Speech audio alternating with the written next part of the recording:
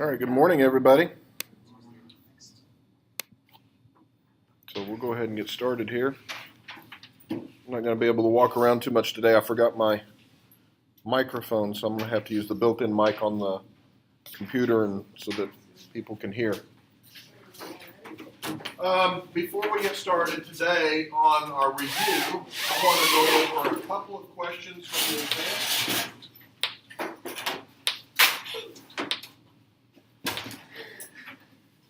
That had a fairly high miss rate. So the first question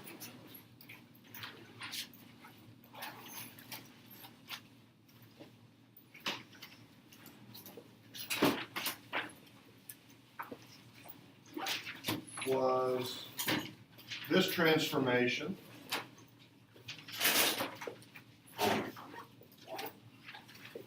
And you had 5 choices. What's going on there? What is that reaction? Pardon? I am doing an oxidation. I'm converting what into what?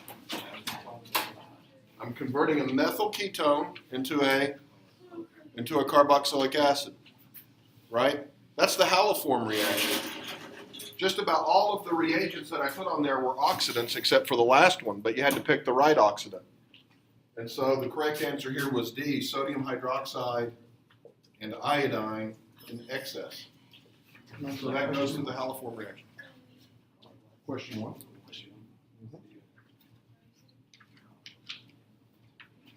So things were pretty good through there.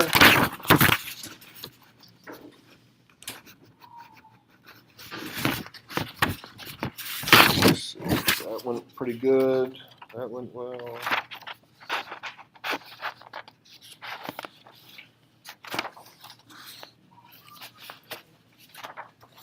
Okay. Question 18 had a few misses. So that one was taking a ketone and doing a 2-step process. 1 was MCPBA. 2 was aluminum trichloride. And so you needed to think about this in the various steps. So what does MCPBA do in the first step? Does the Beer-Villiger reaction. So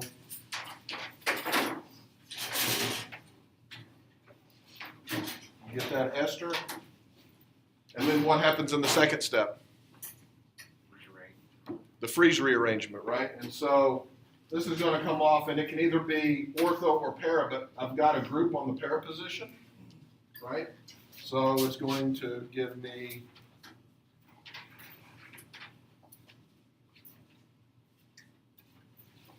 that as the product. Now I had made a mistake on filling in my bubbles, and I had said on one question, let's see, on question 20, I said, which of the following name reactions was used in step 1 of problem 18? It's B, the Beer-Villiger reaction, but I bubbled in A because the previous exam that I gave, I said step 2. So I had gotten confused.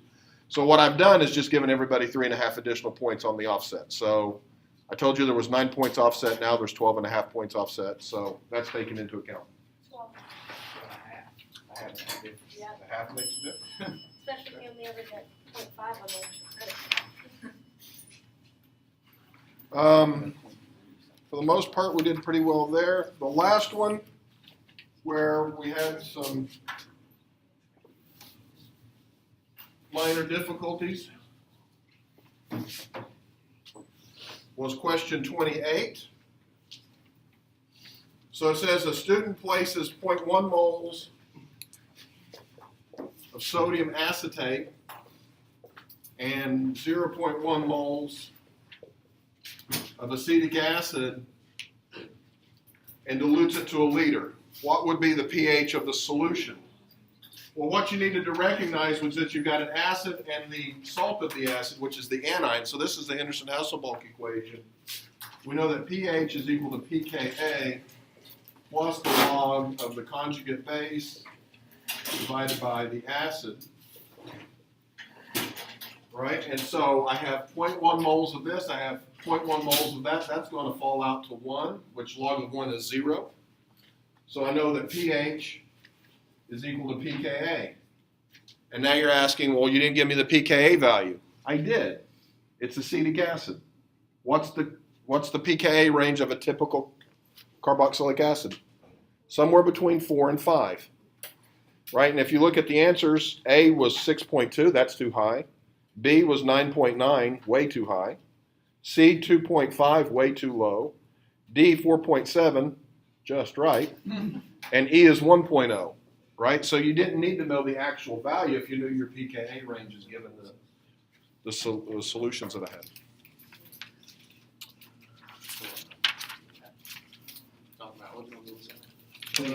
28.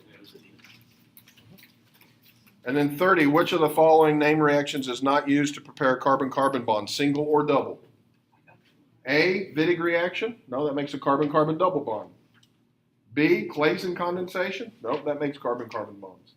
The Claisen rearrangement actually makes carbon-carbon bonds. Now remember, it's starting off with an ether that rearranges in that rearrangement to give a carbon-carbon bond between the aromatic ring. D, the I said called the Williamson-Ester synthesis. It should have been ether. Yeah, I was like, I think so. So D, and then E, the Grignard reaction. E, the Grignard reaction. Grignards can make carbon-carbon bonds, right? We can take a Grignard, add it to a carbonyl. That's 20. All that kind of stuff. That's 30.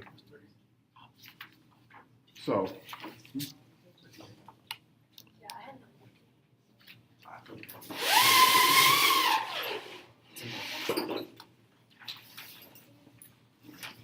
so today we're going to start our review process for the final exam.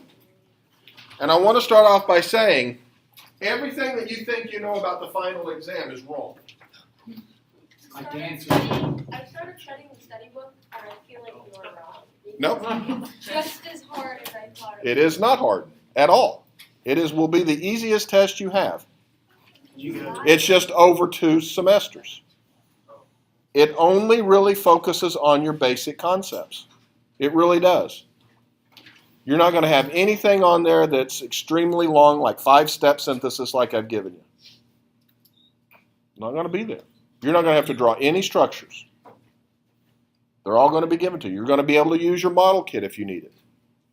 Okay? It is a fairly straightforward exam, but most people come into the exam believing that, oh my gosh, it's an extremely difficult exam, and freak out about it. Know your basics. You will be given a data sheet of some things, okay, that's allowed. It's got some abbreviations on it, like THF and NMP and different things that you might have forgotten that list those out. And you'll have part of a periodic table. And that's about all you're going to need. So today we're going to go back and we're going to review some of those earlier things. And today when we go through this review, you'll be like, this is easy.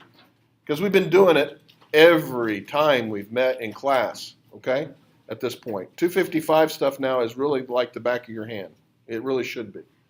So we're going to talk about nomenclature. We're going to talk a little bit about structure, acids, bases, and stereoisomers. You got to know your functional groups. If you don't know your functional groups at this point, it will be difficult. But you got to know your functional groups. Know your basic functional groups, okay? Know what an alkane is, what it does. An alkene. You need to know right off the top of your head what we can do to these functional groups. So as we go through these, because I know you know the names now, let's just refresh on what kinds of chemistry they can do.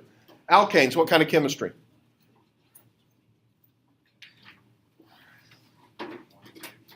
For an alkane? I don't have a leaving group. What can I do? Right? What can I do to them? You can make them alkene. Alkanes? You can make them take hydrogen off. I can remove hydrogens. And how can I do that? What kind of chemistry? Acid base. Acid-base chemistry? Acid. For an alkane? Just a pure alkane? Maybe one of those we don't do. What else? Take hydrogen off. It's a base. Well, what's it called? You can oxidize them. That's about all you can do, right? You can burn it.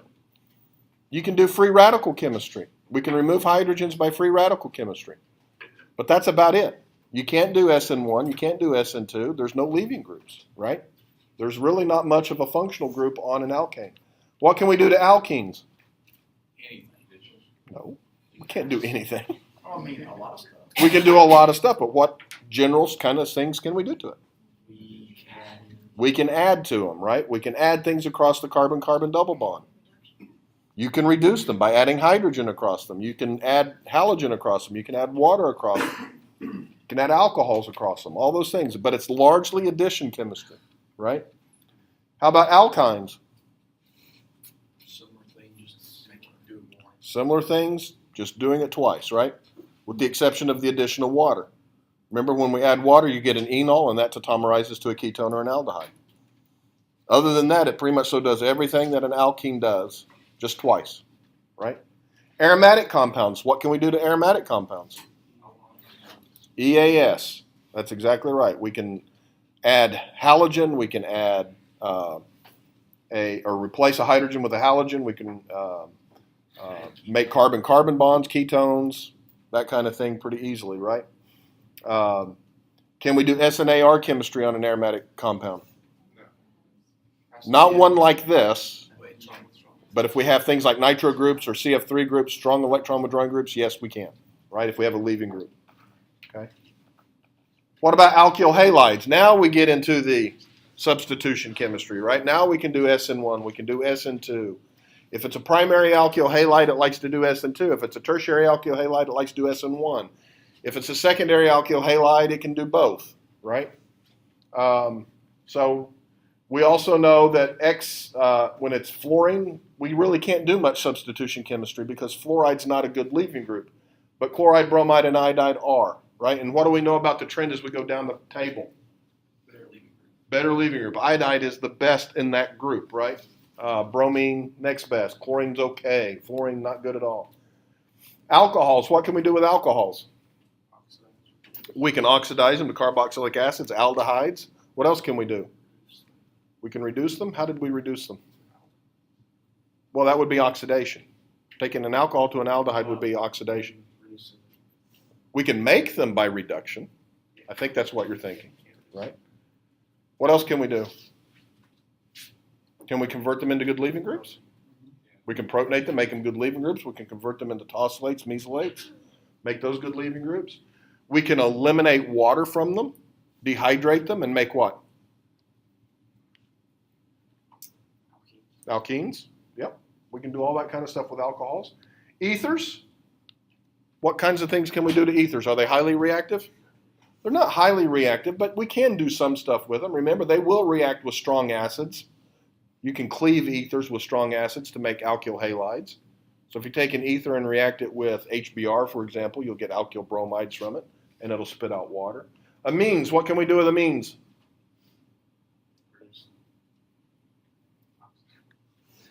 Technically, you're right, but we didn't talk much about oxidation of amines.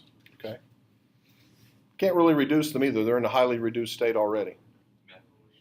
We can methylate it, so we can alkylate them. They're pretty good nucleophiles, right? Because the nitrogen has a lone pair of electrons. What else can we do? We can make imines. That's right. They will react with aldehydes and ketones to make imines or enamines, depending on whether they're primary or secondary, right? What else can we do? What did we learn on this last exam? We took an amine and we went through this process called the Hoffman elimination, right? So we can actually eliminate amines to give Hoffman elimination products, right? So we can do those kinds of things. Thiols, what do we know about thiols other than the fact that they stink?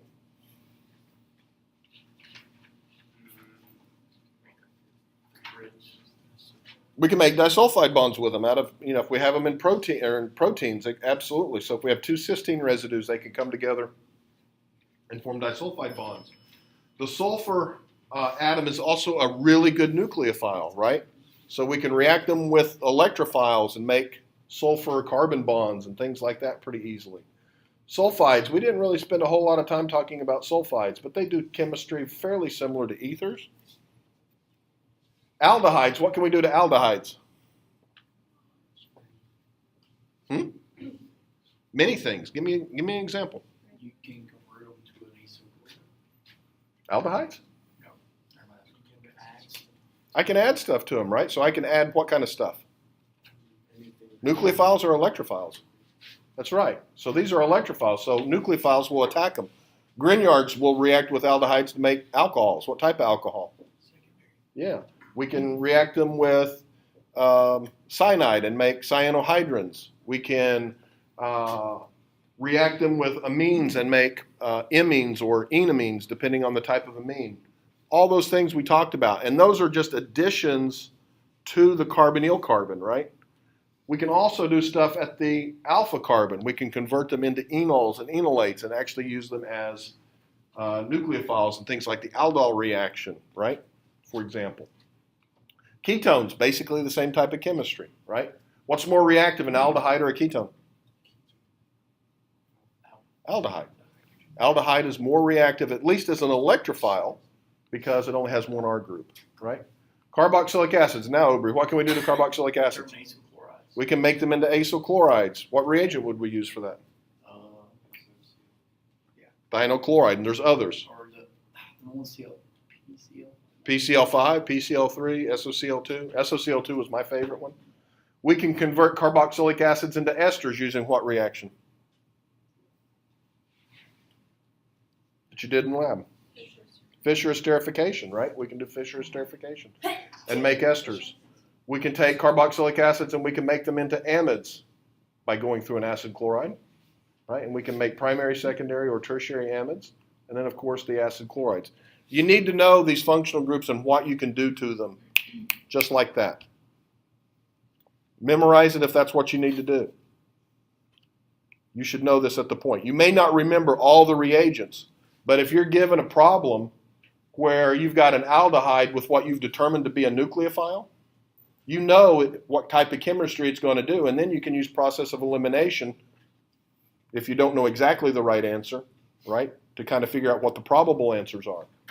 So if you see solutions that don't have this functioning as an electrophile, chances are it's not the correct answer, right? So knowing the types of functional groups is very, very important here. Identifying functional groups will be somewhat important because A, you're going to have reactions on this exam, but B, they will just ask you some questions about functional groups. Do you know at that level functional groups? So let's identify the various functional groups. And this was from a slide that we had back in 255. Here we have what? Yeah, we have an aromatic ring, a benzene ring, a phenyl group. What do we have here? Amide. What type of amide? Secondary. What do we have here? tertiary. We have a tertiary amide, and it's special since it's part of a ring. What do we call that? It's a lactam, right? It's nothing more than a cyclic amide, but we call it different. What do we have here? Sulfide, and what do we have here? Carboxylic acid. Very good. Likewise here, we have a carboxylic acid. We have an aromatic ring, and we've got some alkyl stuff hanging off of it, right? So good. So in the structure shown, and remember, all of these questions that are in that book come from old retired exams, so it gives you an idea about how they ask questions. You will never see this question again, but it kind of gives you an idea. In the structure shown, the functional groups in the triangle, rectangle, pentagon, and circle in that order are what? What do we have here? That's an amine, an ester, an ether, ketone amide, just an amide, right? It's all these atoms right here. So we have amine, ester, ether, amide. C is the right answer. Don't forget your nomenclature. We're not going to spend too much time on this today, but you have to be able to name alkanes, alcohols, amines, all those types of things that we learned about. Remember, there are 3 parts to every name. There's the parent name, which tells us how many carbons are in the longest continuous chain. There's a suffix that tells us what kind of functional group is present. So if it's an alkane, what's the suffix? A-N-E. If it's an alkene, if it's an alkyne, Y-N-E. If it's an alcohol, O-L. If it's a aldehyde, it's A-L. If it's a ketone, it's O-N-E, right? So know those. The prefix is where people start getting into trouble, right? This is where you actually have to do some thinking, right? It tells you the identity, the location, and the number of the substituents attached to that carbon chain. So, what and where? What's the longest chain? And what's the functional group present in the molecule? So if we look at our example from 255, right? What kind of form is this written in? That's in the condensed form. You might be able to name molecules in the condensed form. And if you can, great. I can't do it. I can't look at that and derive a name. I can't keep track of it all in my head. So what I do is I expand it out into the bond line drawing. Now I have it in a form that's much easier for me to name. I can figure out what the longest continuous chain is very easy from this, right? And so what we recognize is that there are 6 atoms in the longest continuous chain. It just so happens that this goes from left to right as we read, but remember that it doesn't have to be that way. It can be any way, any shape, any form. It's the longest continuous chain. What defines continuous? Not big pencil.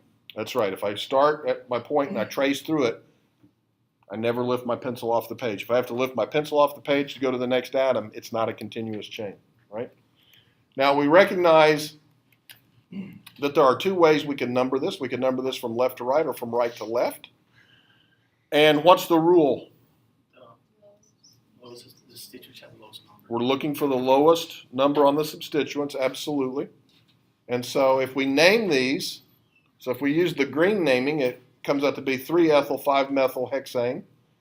If we number with the white numbering system, it comes out to be 4-ethyl 2-methyl-hexane.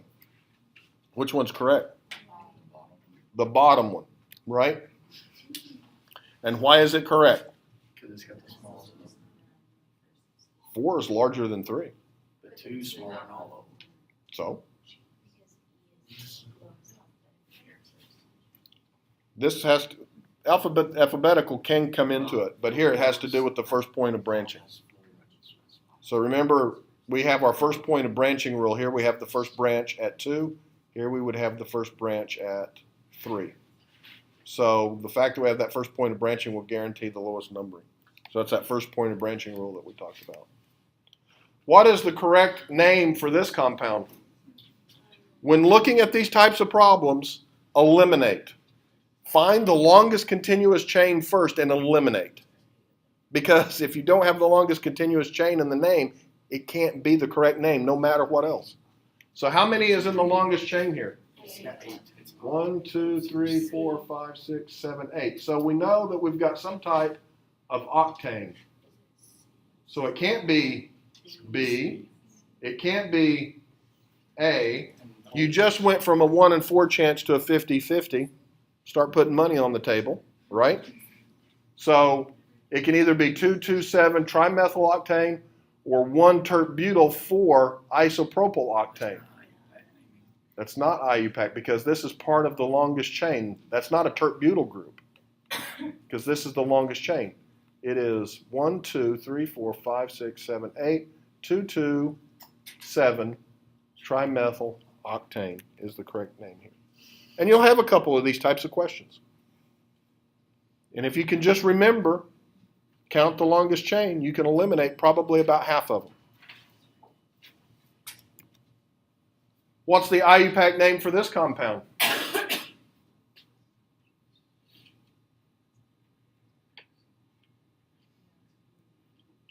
How many is in the longest chain? 1, 2, 3, 4, 5, 6, 7. Yep, I'm counting 7. So does that count? Nope. Yes. Yes. So again, well, hept. In terms of- Yeah, it may not be it, that's true. But based just on the longest chain, we can eliminate A and B, right? So here we would have, how's the numbering go when we have alcohols? It's numbered high. Base numbered, like, and you're writing it out. Keep the alcohol looks. We want the alcohol to have the lowest number. That's right. Over the alkyl groups, it takes priority. So we're going to number 1, 2, 3, 4, 5, 6, 7, right? So 1, 2, 3, 4, 5. So 5-methyl, 2-heptanol. What is the, how many questions are on this? 70? 70 questions, 2.5 hours, plenty of time. And the national average is 44 out of 70, give or take. Good answer. Good answer. In what? I don't know if you see me. Don't forget your structure, right? Know your Lewis structures. Know how to calculate formal charge. We did formal charge using the circle method. It's the easiest way to do it. Don't forget that. Very important. Formal charges will be either implicitly used or explicitly used. Here's some examples. In which of these Lewis structures would the iodine be assigned a formal charge of +2?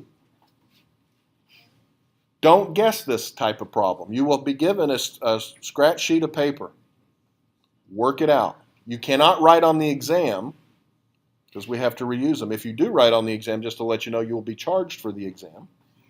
May I get to keep it? No. In fact, if the exam gets out, the university gets sued. They are standardized exams. You cannot take a picture of it. You cannot take it with you. You cannot write down what the questions are. And this is like from old exams. These are old retired exams, yeah. So how do we figure it out? You do that little, you put circle Do around the circle. the count. So how many valence electrons does iodine come in with? 7. So it comes in with 7. How many does this one own? Does that give me a formal charge of +2? Nope. So we go through and we do all of that, right? And what was the answer? B is the correct answer.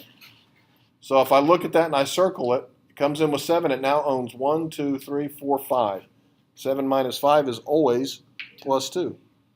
This is about as difficult as calculations get to an organic chemist. Okay? That's why I'm an organic That's chemist. one of the greatest things you've taught us, the circle thing. You like that? It works. You will have, in terms of structures, you will have to know your hybridization. Know the difference between sp3, sp2, sp. Right? Know the geometries. sp3 hybridized carbon is what kind of geometry? Tetrahedral, 109.5. sp2, It's trigonoplanar. trigonoplanar. And sp, Planar. it's linear, right? Yeah, which linear is always in the plane, but not an incorrect statement. So it's asking us here, what hybrid orbitals are used to form the sigma bond between carbon 1 and carbon 2, respectively, in this structure? So what hybrid orbital here and what hybrid orbital there are coming together to form that sigma bond? That's right. So this is an sp2 hybridized carbon. So this orbital from the carbon atom is sp2 hybridized, and the orbital on this carbon atom would be an sp. So the answer is sp2 and sp. Notice that sp and sp2, same, but it's wrong because you got to So they say respectively. respectively. That is right. Question ST6, which carbocation is the most stable? Before we answer that question, what leads to carbocation stability? Resonance. Resonance is certainly there. What else? And substitution. We know that tertiary is more stable than secondary. Primary is not stable hardly at all, right? And then you got resonance in there. So if I look at this, I've got a tertiary carbocation. I've got a tertiary carbocation with resonance stabilization. I've got a secondary carbocation with resonance stabilization. And what is this one? Untrue. That is a vinyl carbocation, and they're not stable hardly at all, right? They're on an sp2 hybridized carbon that's part of a double bond. Obviously, this is an sp2 hybridized carbon, as is all carbocations are sp2 hybridized, right? But this is part of the carbon-carbon double bond. So those are really unstable. So what's the right answer? B. This is the type of questions you're going to see, right? I think we'll see these. I also think we'll see some other ones too. You will. You will. But you all have everything you need to do well on the exam, I promise you. ST8. What factor is responsible for a greater heat of combustion per methylene unit for cyclopropane than the heat of combustion per methylene unit for cyclohexane? That's right. It is a ring-strained molecule, right? So when we're burning a hydrocarbon, we always get carbon dioxide and water, right? Don't forget that. So we're always going there, but Cyclopropane will actually give me less overall heat than cyclohexane because there's less carbon. But when I correct for the number of methylene units, I find out that the heat of combustion for cyclopropane is actually quite large, right? And that has to do with the ring strength. So here we have the heat of combustion of neopentane is 3250 kilojoules per mole, and that of pentane is 3269 kilojoules per mole. Which statement best describes the relative stability of these two compounds?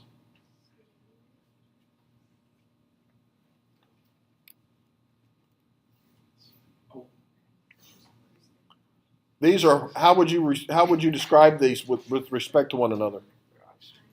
They are isomers. We get the same amount of carbon dioxide, the same amount of water from burning both of them, right?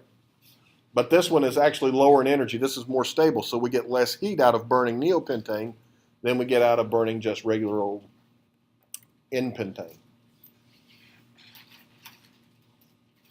Onto which of the numbered atoms in this structure can the negative charge be moved by resonance delocalization? So we've got this negative charge, and it's asking us which of these atoms can we move that negative charge onto. So what do we need to do? We need to take that piece of paper that we would be given, and we need to actually draw the molecule and draw all the resonance structures. If you try to do this in your head, and you can do it, great for you, right? But the reality is most of us can't. And so what we would do is we would write it down and we would start drawing the resonance structures. Well, I can push these electrons here to make a carbon-carbon double bond here, and that would push the negative charge onto carbon number 2, right? So which one, by that virtue of that, which ones can I eliminate? B and C. I can eliminate B and C right there just by one resonance structure. And you know that 4 and 6 will do it. And then I can move it to 4, right? And I can move it to 6, right? And I could move it to where? 7. Yep. So what's the right answer? Yep. But just by making one resonance structure, you could have gotten from 1 in 4 chance to a 50-50 odds. Don't forget your test taking skills. This is very, very important, especially when you get ready to take the MCAT exam later on. And when you become a physician, oh yeah, by the way, 90% of the time the physicians really don't know what's wrong with you. They're making an educated guess based on elimination of things. It's a good skill to have. It's not cheating. Okay? Maybe it's not 90%, but a good chunk of the time, they give you a broad spectrum antibiotic because they really don't know what you got. Okay? That's just the reality. Which of these 4 resonance structures contributes the most to the overall picture of this molecule?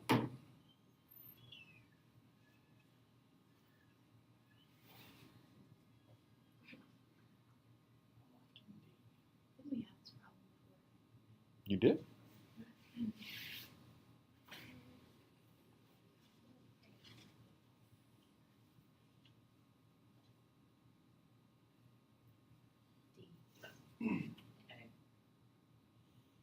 I'm seeing a lot of inconsistency.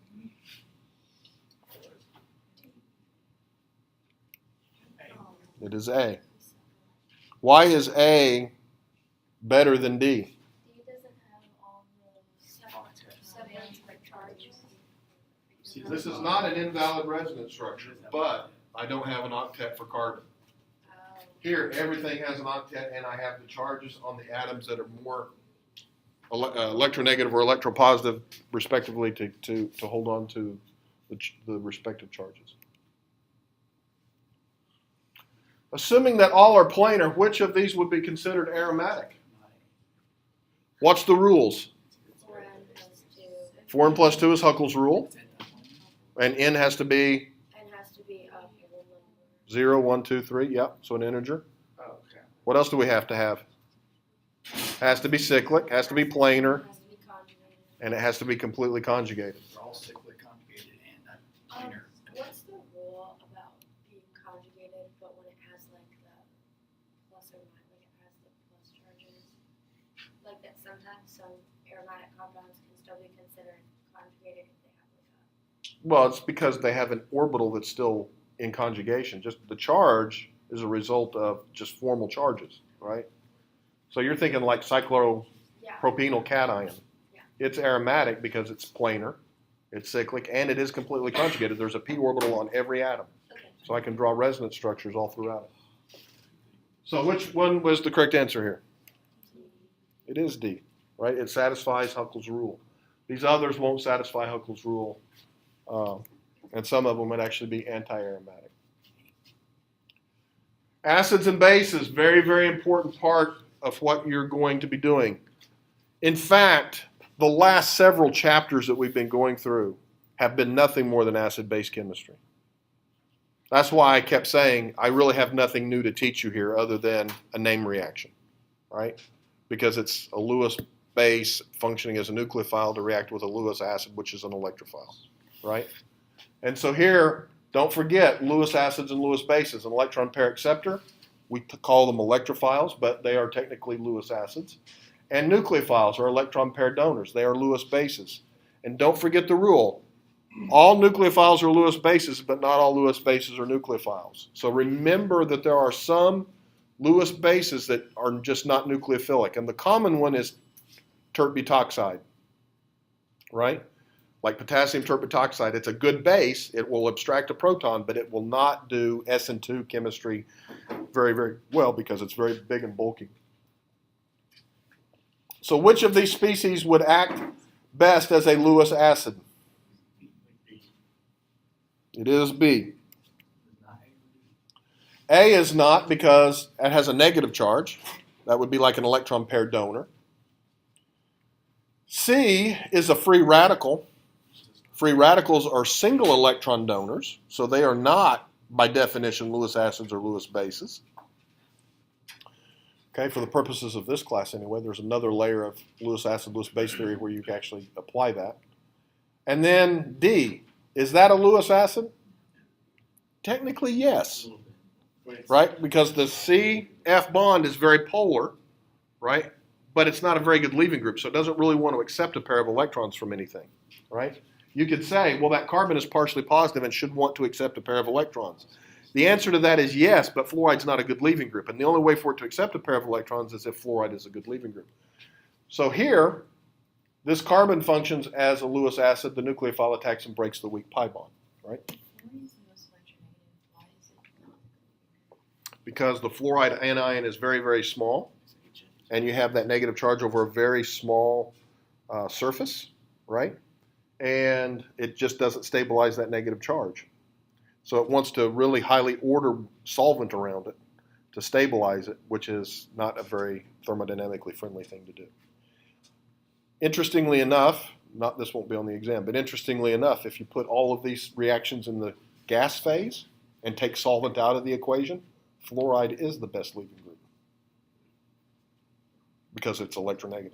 But when you're in solution, it's the trend that we learned in class. Uh-huh. What did you say about Lewis bases? All Lewis bases, all nucleophiles are Lewis bases, but not all Lewis bases are nucleophiles. Which structure helps explain why the aniline ion that's shown here is a stronger acid than is the ammonium ion? Now, I want you to look at this very carefully, and I want you to identify at least two of them that you need to eliminate right off the bat. A and C need to be eliminated, and why?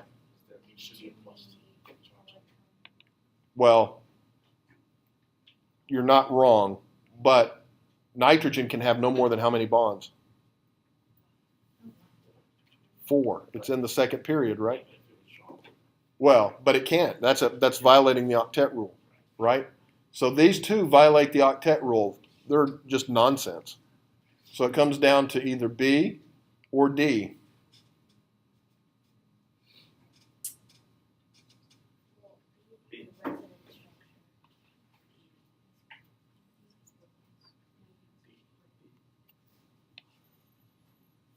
Now, what were you saying? So is D. It doesn't have a positive charge. That's right. Now you might be asking, where's the other hydrogen here though, right? When we're looking at acids, do we look at the acid or the conjugate base? We always look at the conjugate base. So they removed the acidic hydrogen and then drew the resonance structures of the conjugate base. Okay, so don't forget that. If an amino acid is dissolved in water and the pH of the solution is adjusted to 12, which is the predominant species present?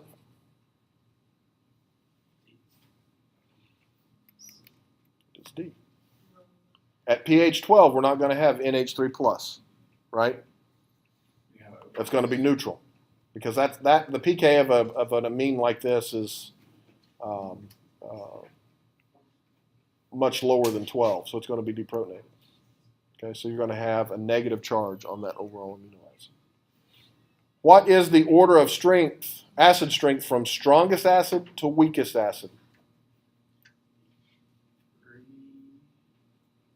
So which one of those is the strongest acid? 3. Which ones can I eliminate based on that? A can't be right, nor can D. What's the second most acidic? That's where it gets, I would say 4. You would say 4? And why would you say 4 over 2? All right, we know that we're all talking about the inductive effect here, right? And that falls off with distance.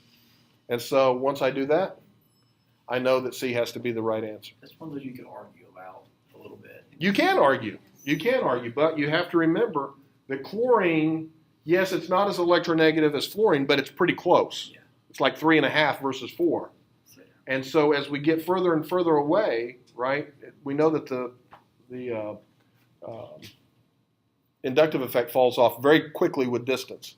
So having these 3 chlorine atoms really close to the where we're going to have that negative charge is much better than having the 3 fluorines further away. So that's the argument that you have to make here. Which of these is the strongest base?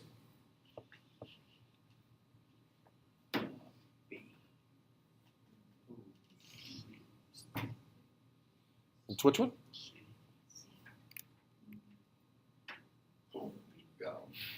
What is a base? It's an electron paired donor. If I look and draw resonance structures for all these, this is an electron donating group, which is going to add electrons to the ring, which is going to make the electron pair appear more basic. This is an electron withdrawing group, so it's going to help resonance stabilize that lone pair. And then chlorine, sort of, in between, right? Isomers, do not forget your isomers. Constitutional isomers and stereoisomers, very, very important. A constitutional isomer will have a different IUPAC name. Pentane versus neopentane, for example. They are different molecules. They have the same number of carbons, the same number of hydrogens, but they are connected differently. You can have constitutional isomers that have different functional groups. For example, ethers versus alcohols. They can have the same number of carbon atoms and hydrogens and oxygens, but be connected differently. Stereoisomers, here we're talking about things that have the same connectivity, but it differs in how we have these things connected three-dimensionally. Okay, so we can have enantiomers, which are non-superimposable mirror images of one another. I feel you all get that pretty well, so I'm not going to spend a whole lot of time on it. Okay, and then diastereomers. So diastereomers you might want to spend a little more time on. I think you all get the enantiomers really, really well, but a lot of people struggle with the diastereomers. So if we look at this, right, they're all connected the same, but this would be, how would the methyl groups be here? They're cis or syn, and how are they here? Trans, right. So like transalkenes versus cisalkenes, those are going to be stereoisomers, but they are diastereomers of one another. Enantiomers, right, we're talking about R and S, okay? So know the rules that we have there. Don't forget your Newman projections. They like to put a few things on the Newman projections. Which Newman projection represents the most stable conformation of 3-methylpentane when viewed down the C2-C3 bond? This would be a great time to pull out your model kit. It would be a great thing for you to come with your model kit pre-assembled, the parts. Have some carbons put together, You know, one of my wife's favorite things to tell people is just to build a cyclohexane ring, because that way you have the ring already built. But if you need to, you can tear it apart real quick and assemble other things.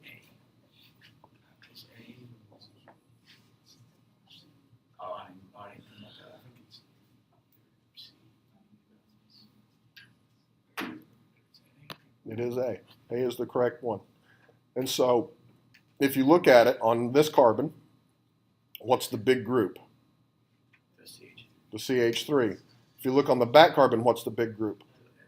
The ethyl, right? So we want the two big groups to be as far apart as possible for the lowest or the most stable conformation. What is the correct relationship, stereochemical description of the relationship between this pair of compounds? They are constitutional.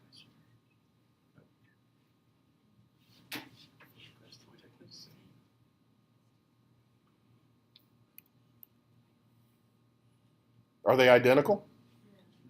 Okay, so we can eliminate that. Are they constitutional isomers?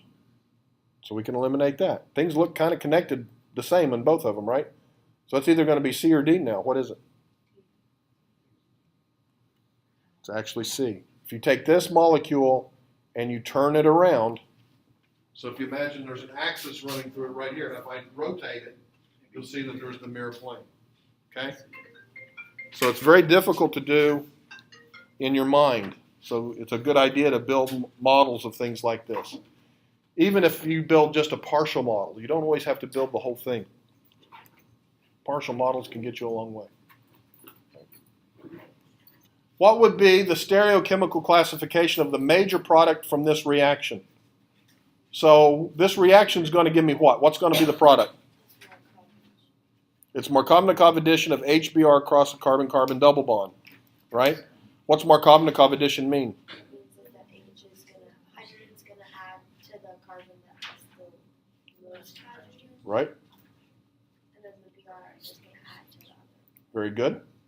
So, now let's think about this. Is this chiral at all? So can we make R or S enantiomers? No. Remember, if we start with achiral materials, we have to get racemic products at best, right? So it can't be A and B. And again, we're down to a 50-50. Again, just knowing those basics, you can get, I swear to God, you can get to 50-50 all the time just by knowing the basics, okay? So, is it going to be C or is it going to be D? No, I shouldn't have said that to you, I'm sorry. It is C, it's achiral. Because we've got two methyl groups on this carbon, it's not going to be a racemic mixture. Had this been a methyl group and say an ethyl group, then the answer would have been a racemic mixture. Okay? Which statements about these Fisher projections is correct? And you all know I don't like Fisher projections very well, but there will be some questions about Fisher projections, so you need to go back. Well, it's not. 2 and 4 are identical. 2 and 4 are identical. You just flip it over, it's the same thing. Is it? No. I have no idea what a Fisher projection is. Isn't that a superimposable Very good point. It's a non-superimposable mirror image, so it is 2. 2 and 4 are not identical. Well, let's just go through them. Is 1 and 3, are they enantiomers of one another? Looks like. Yeah. You sure? No.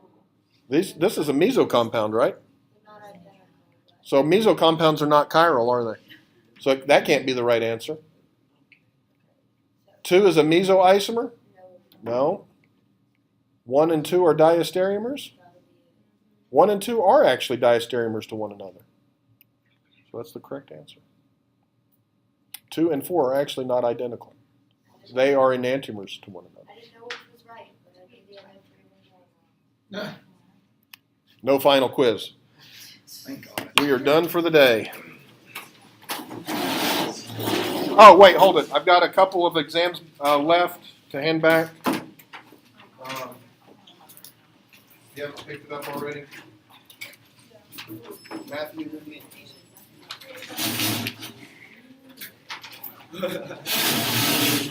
Ian. And remember, add 12 and a half. Sarah Polly? I like that hat.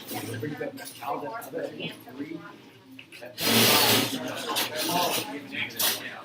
Put me on 88. Yeah, maybe say.